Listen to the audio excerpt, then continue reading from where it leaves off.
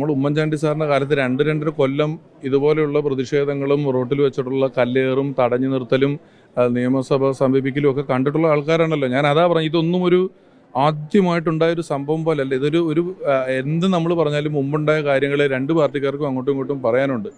ഇത് തുരുത്തലുകളൊക്കെ തുടങ്ങണമെങ്കിൽ എവിടുന്നോ തുടങ്ങണമായിരുന്നു. അതുകൊണ്ട് കൺക്ലൂഷൻ ആകുന്നത് വരെ, ഒരു തീരുമാനമാകുന്നത് വരെ, ഇനി വിധി വരുന്നതെന്ന് വരെ എന്ന് പറയാൻ പോലും ഒരു കേസ് പോലും ഇല്ലെന്നാണ് എൻ്റെ അറിവ്. പിന്നെ ഇത് എവിടുന്ന വിധി വരുന്നതെന്ന് എനിക്കറിയത്തില്ല.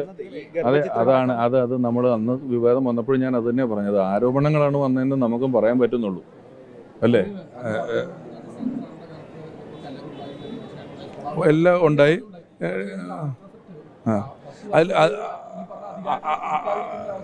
അത് അതിൻ്റെ ആഫ്റ്റർ എഫക്റ്റ് അല്ലല്ലോ. അത് കഴിഞ്ഞ തെരഞ്ഞെടുപ്പിന് ഉമ്മൻചാണ്ടി സാറിൻ്റെ വിഷയമായിരുന്നോ? അതല്ലല്ലോ വിഷയം ഉണ്ടായിരുന്നല്ലോ. അധികാരത്തിന് വരാൻ കഴിഞ്ഞിട്ടില്ല. കേന്ദ്രത്തിൽ കേസ് വല്ലതും ഉണ്ടായിട്ടാണോ 10 കൊല്ലം ഇല്ല? അപ്പോൾ അതല്ലല്ലോ, അതുകൊണ്ടല്ല 10 കൊല്ലം. അത് മാറിയിരിക്കുന്നതിനും മാനിപ്പുലേഷൻ്റെ ഭാഗമായിട്ട് ആളുകൾക്ക് മാറുന്നതിനും കോവിഡ് സമയത്തുള്ള ഇലക്ഷനായിരുന്നു. അങ്ങനെ പല കാരണങ്ങൾ കൊണ്ടാണ്